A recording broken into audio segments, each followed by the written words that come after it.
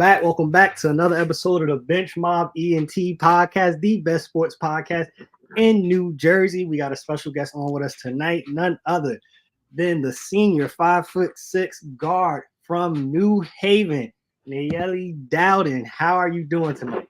What's up? What's up? I'm good. How are you? How are you? I'm good. I can't complain. Thank you for taking time out of your busy schedule to hop on with us.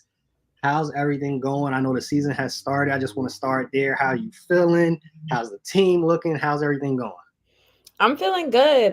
Definitely because it's my senior year. It feels surreal at this point because it went by fast and slow at the same time. But I do feel like each stage of me has been for completely different people.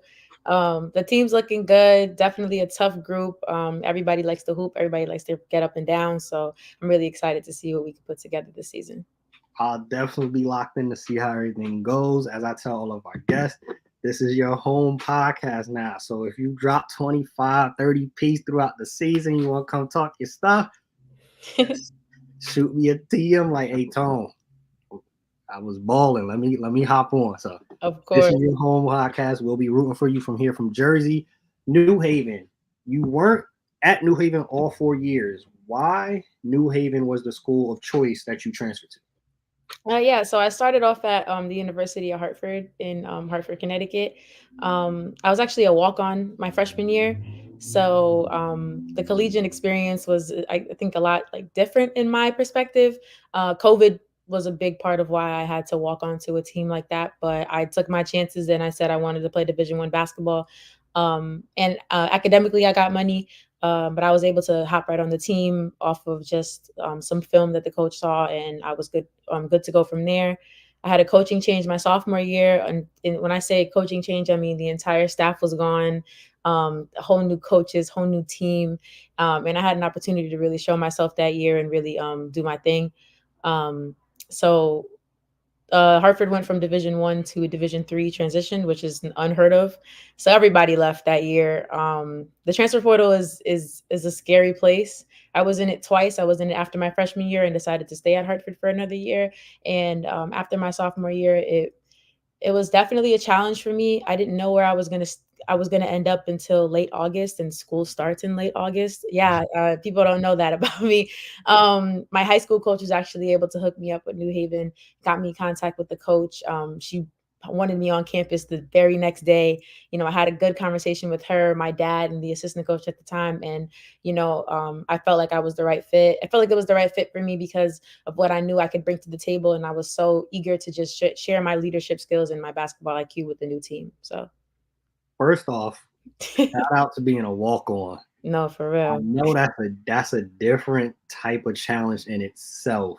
It is To walk definitely. on a college level team, not high school, not middle school, the highest level of your sport to have to walk on and you actually made it. So first off, shout out to you for doing that. That's one. Thank And you. it's crazy that I've never heard of that either. I didn't know that. That's some knowledge drop right there shared. D1 to D3. Yeah, that transition was crazy. They didn't even like really they announced it and they had rumors of it my freshman year of it like happening in 2025. So, I'm over here thinking like I'm fine. Like by the time I graduate, I should be straight. After my freshman year, we were out of the American East Conference. Hartford was eliminated from that conference and we became independent. So I played independent Division I basketball my sophomore year. So, no conference play, just straight 30, 31 games, just get your film up and go to work. That's basically what sophomore year was for me. So, Wow, that's yeah. that's crazy. And then shout Mhm. out to end up being at New Haven. Within that, I know, this wasn't something that I originally planned to ask, but with that process, like how did you stay motivated and keep going? Because to have a season one, you walked on to start off your career. Then you end up in a situation where now you're just playing 31 games independently. Some would say that would make you feel kind of like, I don't even want to do this basketball stuff anymore. This is not what I planned for. This is not what I came into thinking it was going to be. But you kept it going and you're at your senior season now. Yeah. Yeah, I mean, basketball on its own has been a huge part of my life. I don't know what I am without basketball. Sometimes it definitely takes a toll on you, but I will say that knowing that my sophomore going from a walk on to now playing and starting every game my sophomore year and coming in and having a whole new team, I knew that I had to up my game up and really show what I could be and the type of player that I know I could be from high school. I my potential has gone up tremendously. Honestly, in shooting and ball handling, everything. I'm a completely different player from high school to sophomore year. I was a completely different person, and from sophomore year to now, I'm also a completely different person, IQ wise and stuff like that. So it definitely took a toll on my mental in terms of adjusting to no conference play and playing constantly knowing that I have to end up somewhere at the end of this. So, but in the back of my mind, I just knew like I loved my teammates. I love playing basketball, and if any, it's and really I would do anything just to hoop. So, you know. With that being the case, right? So you do anything to hoop, you love basketball. Safe to say that you're a basketball junkie. When did the love for basketball start for you? Like, what's your origin story with basketball? Yeah, so I didn't start off playing basketball. I actually played soccer. My dad's a big soccer guy. His favorite team is Arsenal to this day. Like he doesn't play about soccer. So I grew up, playing little league soccer. I actually played soccer from I don't even know, maybe like 6 or 7 until I graduated high school. Like captain of the soccer team in my high school. Like I really like soccer. Honestly, that if it wasn't basketball, I would have picked soccer for sure. But I started playing basketball in 5th grade, and I think it was just one of those things that I just told my dad like I'm just an athletic person. I just want to try it out. And from the first day he brought me to the park and taught me what a layup was, I just fell in love with the game.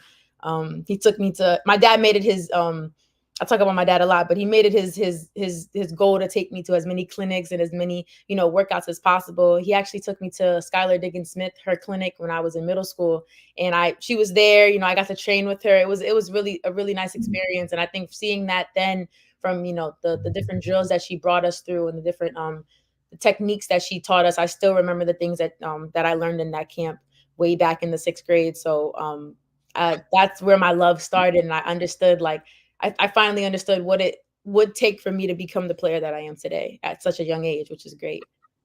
We love it on this podcast. Love from the support system. Shout out to Pops hitting you with soccer and with basketball, but shout out to him. We Mhm. love having support systems because we know that's needed in life in general, but especially on the sports space and the sports realm. For you, right, with playing soccer, how do you feel it might have helped with your basketball game? Oh, it helped tremendously. To this day, you could ask my teammates now. I could run forever. Like I think I played a center midfield in soccer. I could run for like running has never been. I know it sounds kind of cliche, like oh, like I could run. No, I think I could run a marathon wholeheartedly. I could never stop running. So I think that stamina part of the game, where you got to be able to play. If you want to play and you want to be good, you got to play that 40 minutes. You got to play 35 plus minutes and be able to keep up and have that same energy throughout the whole game. So I think that was a big thing that I brought over from soccer, in terms of just being able to hold up that breath for as long as possible. So even we do track. We did in the beginning of like preseason, we did track workouts at 6 a.m. and I'm running like a 6:30 mile at 6 o'clock in the morning, and like doing 200 400 on the track, and I actually really enjoy that. So I think that's one thing that I brought over from soccer into basketball. Both my sisters play soccer. I definitely know about that. I tried to play soccer, but they wanted me to put in goalie position. So then I was like, I don't want to do it no more. But playing basketball, I hate it. Like, absolutely hate it. Playing against soccer players, because not only the stamina, the footwork from Yeah. soccer translated over, those are some of the best defenders in basketball, whether they actually play basketball or not. Hmm. Soccer players, the footwork and the stamina, bruh, Quick, real low to the di- ground, real quick. They don't play. absolutely different. Absolutely different. So shout out to you for playing multiple sports. I think that does help depending on what sports you do it with. Some do track with Definitely. basketball, some do football with Yeah. basketball. So Mhm. definitely huge for you. I see that this year you're wearing the jersey number 13. Is there any significance to wearing 13, or is it kind of like you just choose whatever number is available every year? I think I have 2 reasons for why I choose 13, and it kinda sounds corny, and you can laugh if you want, but when I was, in middle school, um, I was one of the last people to be picked on my 7th grade soccer team, and the only number that I liked there was 13. So I Oh, made it my thing to like, I'll never be last pick ever again. I could never be at the bottom of the barrel like that. The bottom of like, I got to be top of my A game every single time. And coming up the after soccer, basketball season happens, and I was the first pick captain that year, and I made it my goal. I'll always pick up that number 13. And also, my brother was born in 2013, so it just worked out. But I really like unlucky 13 to me. Everybody thinks that number is so unlucky, and it's not. No, I love that number. I didn't have the number last year because I was a transfer, and I didn't have it my freshman year because an upperclassman had it. But sophomore year and this year, oh yeah, 13 is my number for sure. I feel like a different player in 13.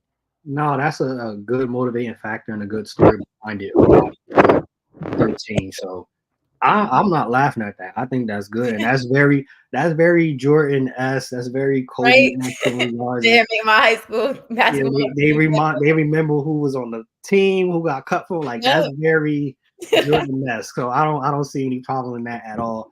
It's your senior season, like you said, you're a completely different player from high school to sophomore to this year. What did you work on? What did you try to improve for this last season, this summer, coming into this year? Yeah, so over the summer I worked out with Team Footprints. My trainer's name is Mark. I've known him a couple years now, and we worked on a lot of. We actually corrected my shot, which is so funny to me because even though over the summer I was like, I'm at this grown age of 20, I'm still trying to perfect a shot that I've been using for however long. But just catching the ball on the lines and being able to line it up quickly, it actually helped my shot a lot, and it feels a lot smoother than it did in the past years.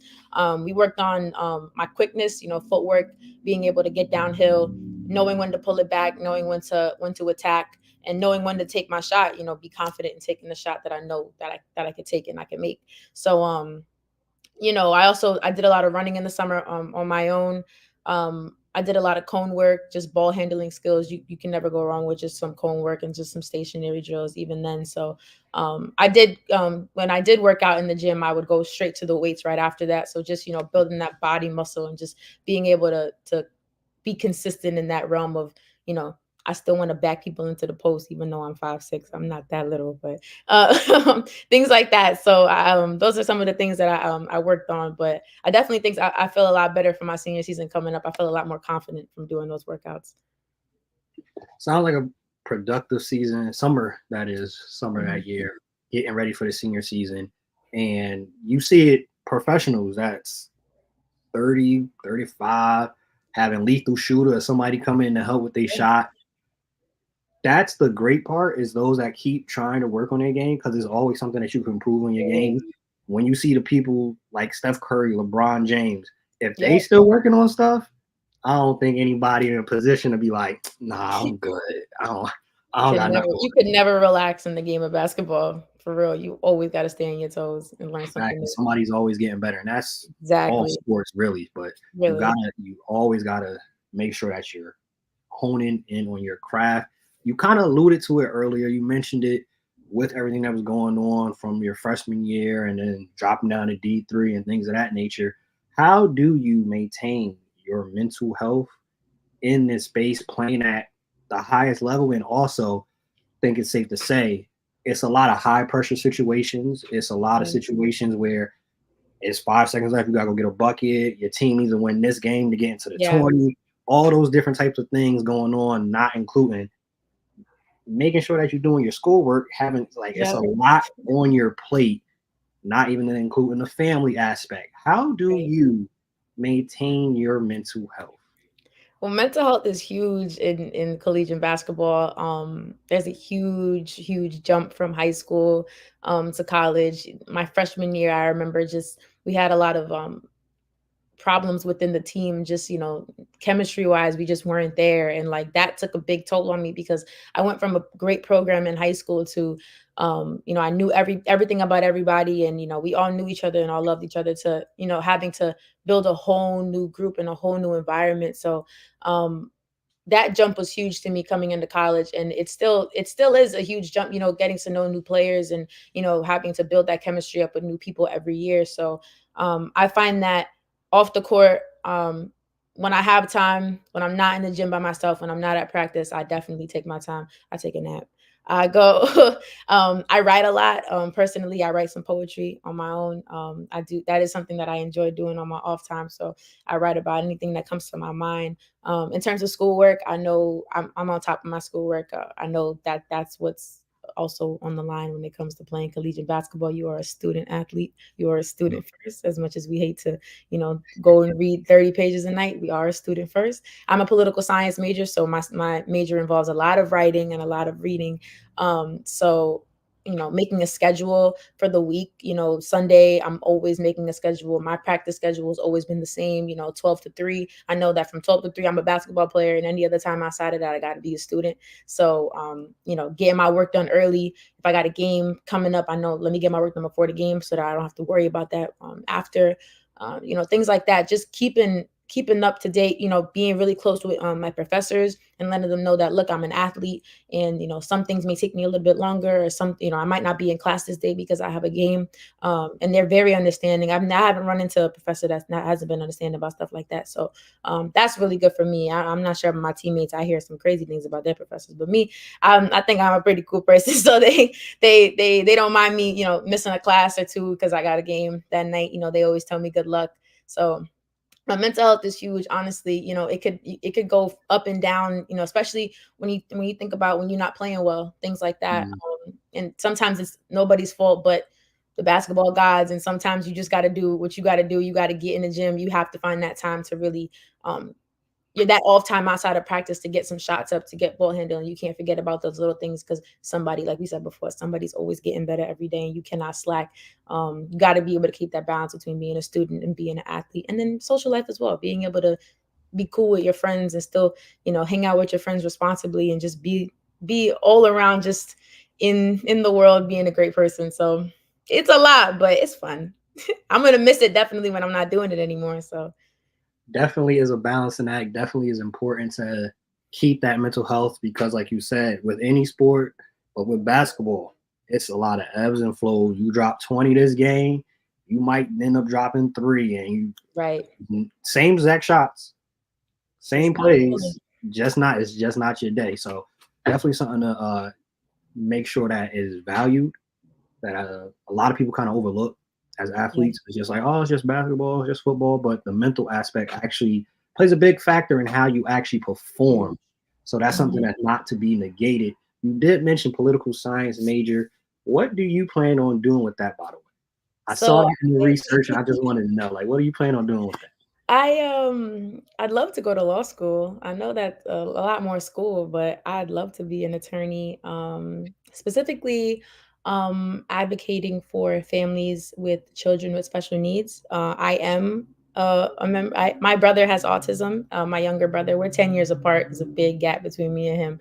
I actually just saw him today, and he's 11 years old, and he's bigger than me. I don't know how that is, but he's a beast. But yeah, so I want to go down that route because I'm familiar with it. I love to help people, and I know what the struggles are like.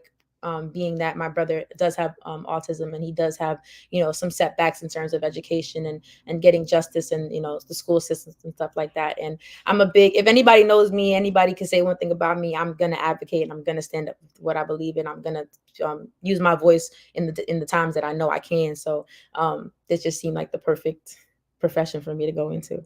So That sounds perfect. That's something definitely that people don't advocate for often, but mhm, it's something that is valuable. I know my wife is going into somewhere in that field also. My brother-in-law, my brother, no, my sister-in-law has autism, and mhm, my brother-in-law has cerebral palsy. mhm. So definitely is something that's an area where people do not actually Yeah. advocate for them. Like they actually still need advocation too. They still need to be treated respectfully. They still need to be educated. All these things that people just kind of don't think about. So Mhm. that's definitely a good area for you to be going into. Shout out to you for that. I just had to ask. I didn't know if he was talking to possibly a future congresswoman or something. I didn't know, so I had Well, to you see ask. the way that the world is going right now politically. I voted today, and I'm still scared about what's gonna happen later. So we'll see. Like, we'll see about that. All right, we got a couple questions before we transition to our fourth quarter segment, which is kind of more of the fun questions. Mhm. Basketball is what you do, is not who you are. Who is Nayeli? Off of the court, no basketball involved. Who are you? Nayeli Nayeli. is. Apologies. It's okay. I got you.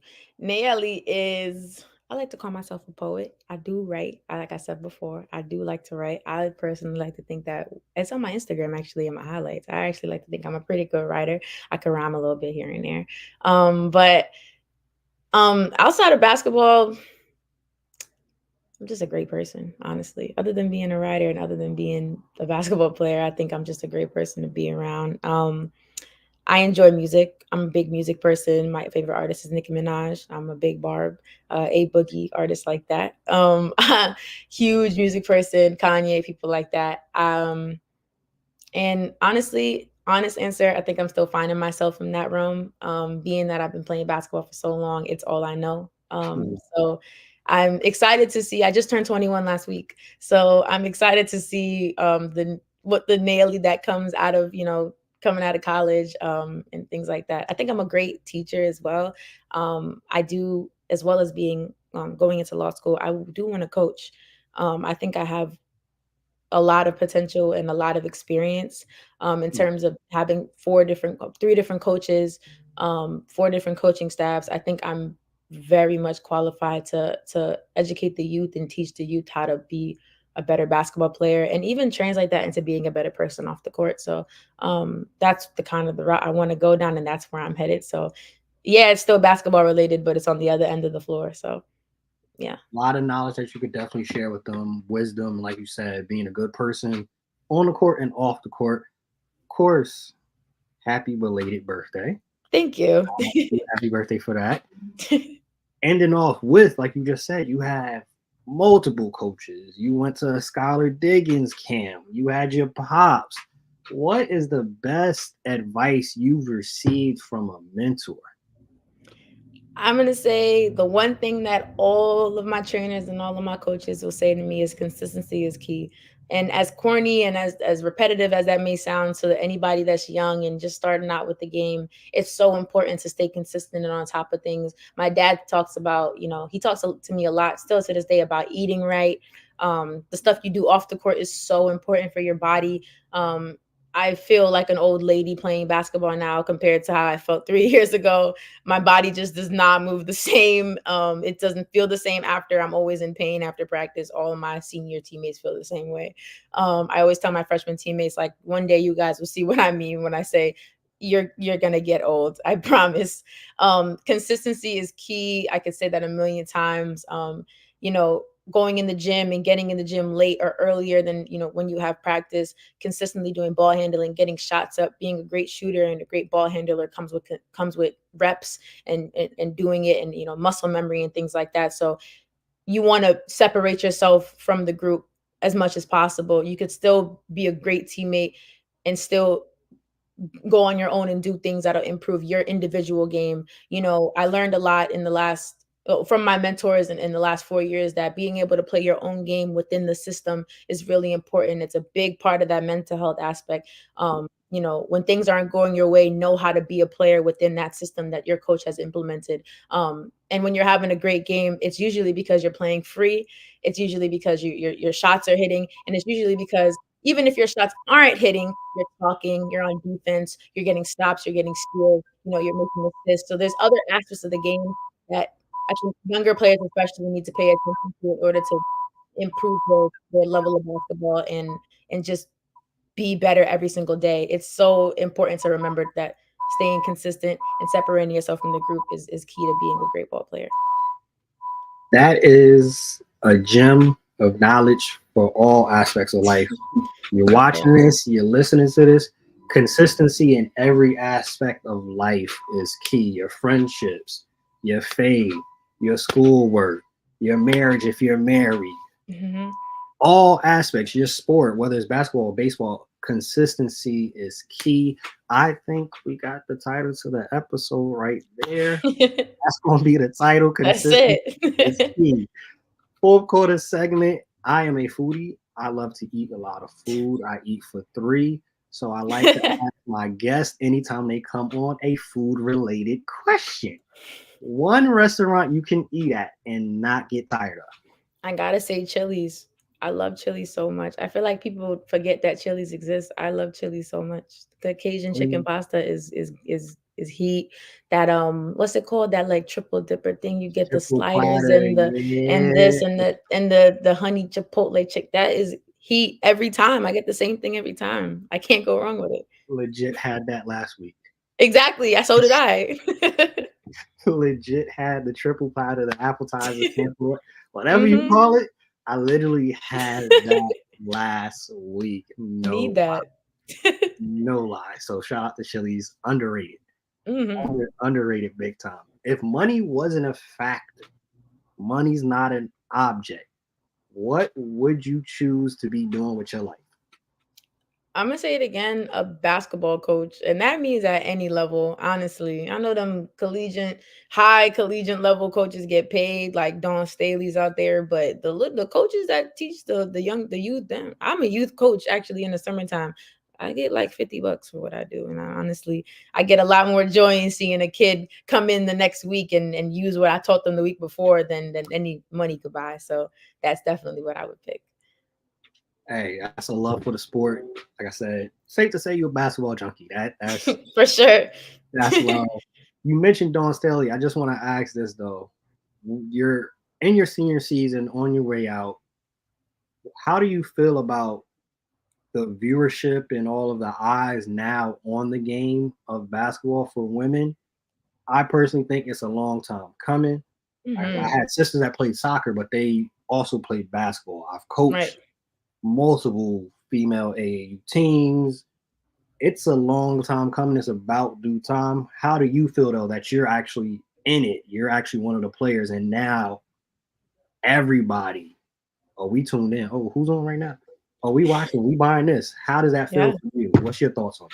Honestly, it's the craziest thing to feel like, you know, I know a lot of times people, they forget about different divisions and they forget about, but there's the basketball is so huge and it's crazy that people are getting to see that, the Paige Beckers, I feel like it started off there, the Malaysia Full Wiley, like people like that, like Tahina Papa. Like I absolutely love those players and I love what they do for women's basketball. It's always been a big deal to me. I started off watching Maya Moore, Epiphany Prince, Skylar Diggins, Candace Parker. Like those were huge players. And seeing knowing that I love basketball for this long, it's crazy to me. And I think that if you're a true basketball fan, not women's basketball, but basketball in general, you knew about those players before everybody was talking about the Caitlin Clarks out there and the Angel Reeses. I will say, though, might be controversial, but I will say that if you are a true basketball player, Caitlin Clark wasn't the reason that you fell in love with women's basketball. That's all I got to say. I don't think she's the face of the league, but I say that to say that she's a great part of women's basketball, and the records that she's broken and everything that she's done in her time that she did in her time at Iowa was outstanding. But the Maya Moores out there and the Epiphany Princes out there, they ran so players like us could walk and really do our thing out here, for the media and stuff like that. But I think a true ball player really knows where all this growth and attention was coming from, for sure. I'm a my for me. I've said it to plenty of people. My Moore is my goat.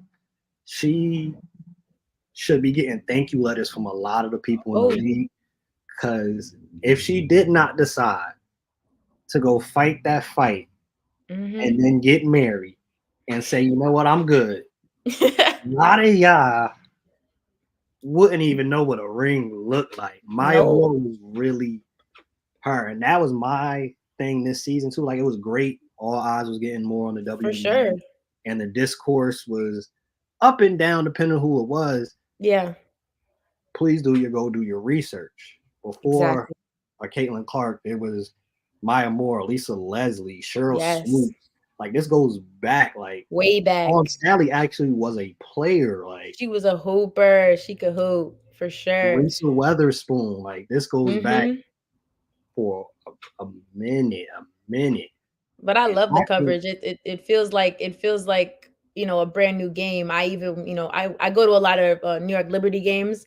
My mom, she bought me tickets freshman year.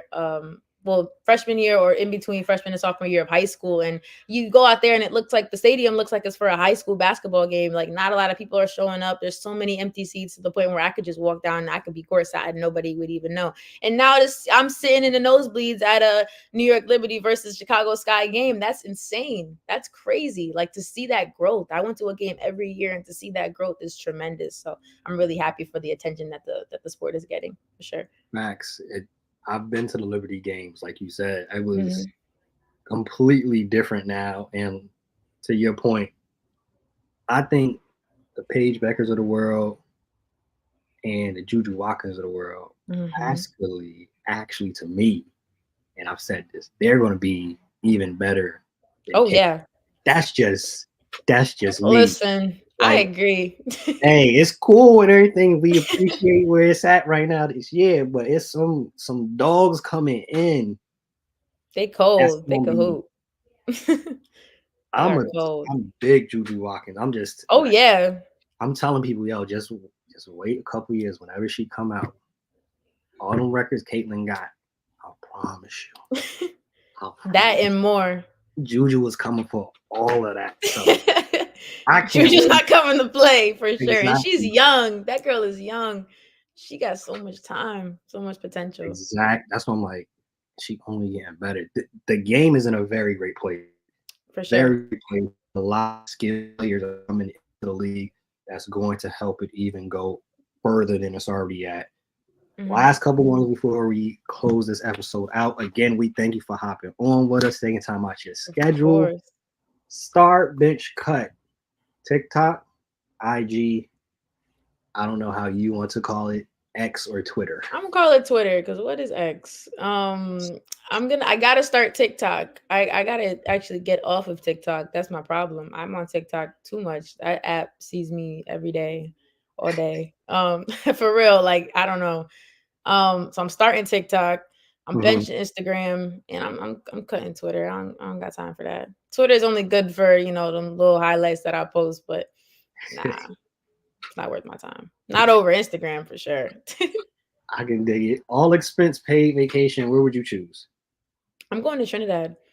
My dad is Trinidadian. I'm Puerto Rican and Trinidadian, but I want to go to Trinidad for sure. You said all expenses paid. Yeah, I'm going crazy in Tobago for sure. I'm in Trinidad and Tobago for sure. So yeah, that's my place. That's mad funny you say that because we just found out we did one of those like my tree family things. Hmm. It's Trinidadian in our blood, and we've been thinking about Yeah, doing more, figuring out Trini. more of the information about it, the family down there. So that's mad funny you say that. Um, I gotta ask, since you said that you're a music person, right? If you had to give me, it's game day. What's in your musical rotation on game day? Like artists. Yeah, artists. Who you listen Yeah, to before the game? yeah, the same three people I said before: Nicki Minaj, A Boogie, and Kanye for sure, for sure. All different vibes. Nicki gonna get me hype every time. A Boogie, from start to finish, I could give you every verse. And Kanye, as crazy as people think he is, I think he's lyrically a genius. So that's my big three right there. Ain't nothing wrong with that list right there. There's nothing wrong with that list right there. Again, thank you for hopping on with us. Y'all know the vibes on the Bench Mob Ent podcast. If you stay ready, you don't gotta get ready. Bench Mob, we Exactly. out. Peace.